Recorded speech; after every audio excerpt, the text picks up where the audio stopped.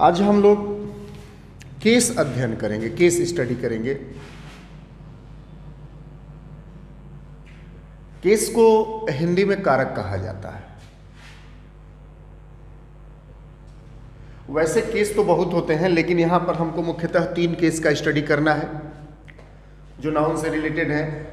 Nominative, इसको subjective भी कहते हैं, ऑब्जेक्टिव, और जो तीसरा केस होता है पोसेसिव होता है। यानी यहाँ पर हमें 3 केस स्टडी करने हैं। पहला केस हो गया नॉमिनेटिव केस,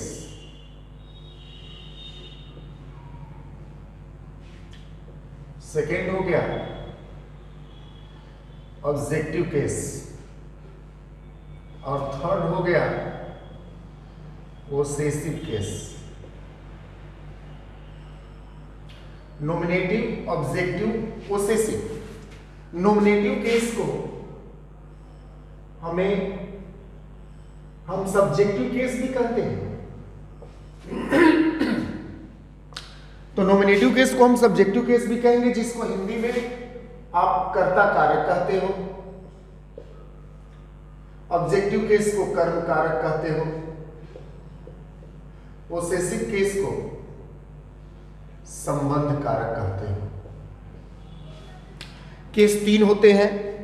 यहां केस 3 नहीं होते हैं, लेकिन हमको यहां पर 3 केस स्टडी करने हैं। तो ये नाउन के 3 केस, नॉमिनेटिव या सब्जेक्टिव, जिसको हिंदी में कर्ता कारक कहते हैं। सेकंड हो गया ऑब्जेक्टिव केस, जिसको हिंदी में कर्म कारक कहते हैं। और थर्ड हो गया पोसेसिव केस, जिसको हिंदी में संबंध कारक कहते हैं। तो जब किसी भी सेंटेंस में कोई भी नाउन, चूंकि हम नाउन की बात करें, चलिए नाउन प्रोनाउन की हम बात कर लेते हैं। नाउन या प्रोनाउन, नाउन या प्रोनाउन वर्ब के सब्जेक्ट का कार्य करता है तो नॉमिनेटिव केस हो गया।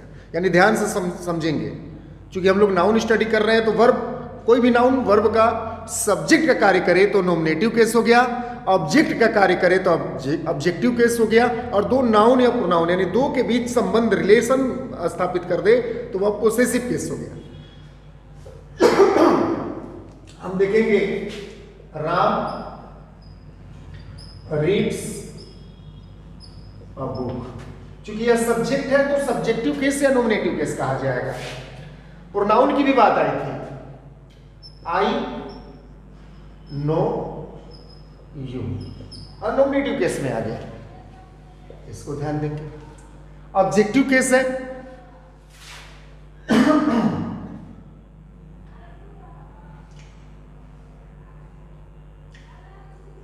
he gave me a pen।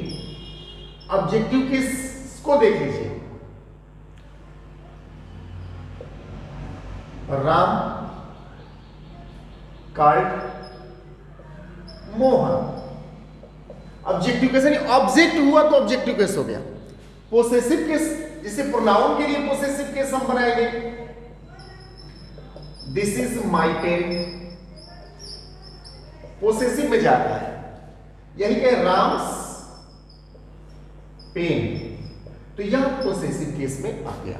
यानी नाउन में अपोस्ट्रोफ एस लगा देंगे तो पोसेसिव के रूप में यूज होगा।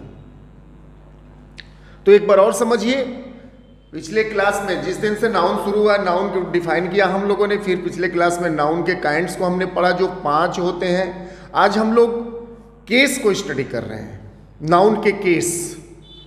यदि केवल नाउन के केस कहेंगे तो केस, एक्चुअली केस तो कई होते हैं, लेकिन यहां पर हमको 3 केस की स्टडी करना है। नॉमिनेटिव या subjective case, objective case, possessive case, कर्ता कारक, कर्म कारक, संबंध कारक। तो कर्ता कारक सब्जेक्ट का कार्य करता है, कर्म कारक ऑब्जेक्ट का कार्य करता है, और संबंध कारक संबंध बताने का कार्य करता है। Ram reads a book.